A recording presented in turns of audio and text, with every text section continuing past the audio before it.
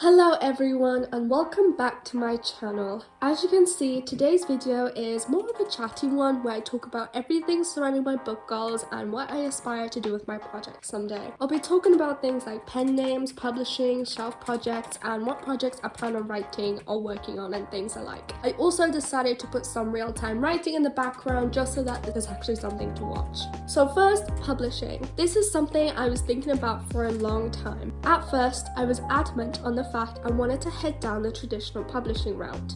If you scroll down to my earlier videos, you will likely see me talking about things like that. Traditional publishing, in my eyes at the time, was the easiest option of publishing. I wasn't really aware of the publishing and author world when I made this decision, so it was easy to point out the one route I knew something about. As I explored AuthorTube, the doubt started setting in and I was no longer sure traditionally publishing was what I wanted. This led to many uncertainties. Do I want to traditionally publish? Do I want to explore self-publishing? Do I even want to publish at all? I was torn between the direction I wanted to take for ages, but now, obviously, since I'm making this video, I have finally decided.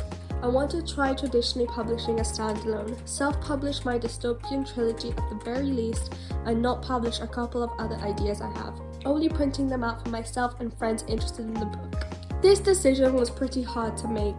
Mostly because the dream for ages was to have my book out there, to have at least a couple of people reading and enjoying the stories I crafted, and to have accomplishments I can point to. However, over time, I realized that some of the ideas I have are purely to satisfy my need to write certain tropes. Some ideas I have just don't feel marketable to me, or like the type of book that people would pick up because some of the ideas are either cliche, dead, and people just don't read things like that anymore. I just feel like it eases the pressure off me to make a book sellable. I'm also aware that it's hard to get picked up for a series as a debut author, and dystopian is a pretty dead genre.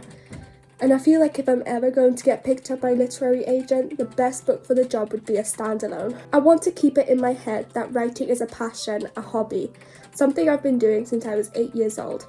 By understanding that some of the books I write are purely for me, it makes it a lot more enjoyable and I love writing even more. Of course, my decisions may change, but for now I'm pretty happy with my choices. The next thing I want to talk about is pen names. This is yet another thing I've been torn over for a long time. I'm constantly torn whether I want one that's a spin on my name, one that uses names that mean something to me, or one entirely different that I use more as a business name than a name I associate myself with. I understand the business side of pen names and I'm familiar with the pros and cons, having battled with whether I want one in the end. And eventually, after wondering for ages, it finally clicked in my head and I came up with an idea I can resonate with. I want to use my real name for sci-fi books, fantasy books, dystopian books and the like. But then I want to use a pen name that's a mix of my nickname and family names for contemporary books. I talked about this briefly in my birthday vlog, but I'll talk about it more here. So when I first started taking writing seriously at 13 years old, I would only write contemporary. I found joy in writing real-world scenarios with characters that have more interesting lives than my own, and found it fun to imagine them living in everyday lives with their own problems and goals. Contemporary is a genre that means a lot to me, despite me leaning more towards fantasy and sci-fi these days, and I want to keep writing in the genre with the plethora of ideas I have. I just think it'd be easier to split these genres into two pen names, as these are vastly different ideas and concepts, and I feel like if I someday publish, I may have an audience for one pen name that wouldn't necessarily enjoy the works I have for another. Additionally, I find it easier to schedule what books I write if I have two pen names. That way, one contemporary book can be worked on, while my other books are worked on, and I can keep track of what books I write easier as they are separated. I'm still undecided on what exactly I want my other pen name to be, but if I ever get close to publishing a contemporary book, I'll probably share what I came up with. The next thing I want to update you all on is my shelved projects, old projects, and everything else I'm currently not working on. If you've watched my project introduction video, you'll already be aware of what projects I aspire to work on this year. My contemporary standalone, LMC as I called it, had been shelved a few months ago. My dystopian trilogy is doing well.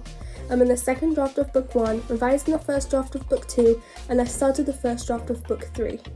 My fantasy series is also coming along slowly but surely. The HFP trilogy I talked about in that video is in the very early outlining stages, and my short story was written a while ago. Now, LMC. I shelved that project because it just wasn't clicking. Every time I sat down to write, it felt like a chore. I would think about writing something else with 4 sentences out, which ended up being terrible and rushed the plot. And the entire story was just dragged out for no reason other than to fill the pages. I wasn't happy with it, and so I decided to just shelf it and not touch it until I figured out how to fix it, and was in a place I actively wanted to fix it. Currently, it is still shelved with no plans to work on it anytime soon. However, I did manage to figure out a way the plot could work with a massive change to an aspect of the story, meaning a massive rewrite. If I do this, it may not take place until 2022, however, I still want to give the story a try someday. Another project I wanted to talk about was an old project I started writing in 2018. This was the first story I started writing with an outline, the first story I started writing with the intention that I wanted to publish this book someday. I've talked about it in a bit of my old videos, but nothing really happened for it.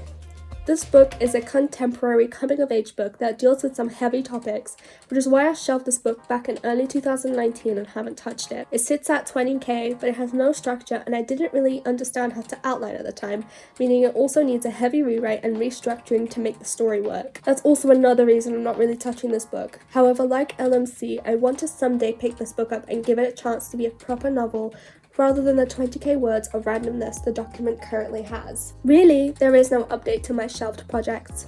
They're all still shelved, all with plans to be worked on someday, but I don't really have a schedule for when this will happen or a time period I spy to get this happened in. It's just an idea for now and kind of on the back burner until better times. As for old projects, the only one seeing progress is my 2019 NaNoWriMo project, which is in the revision and re-outlining stages.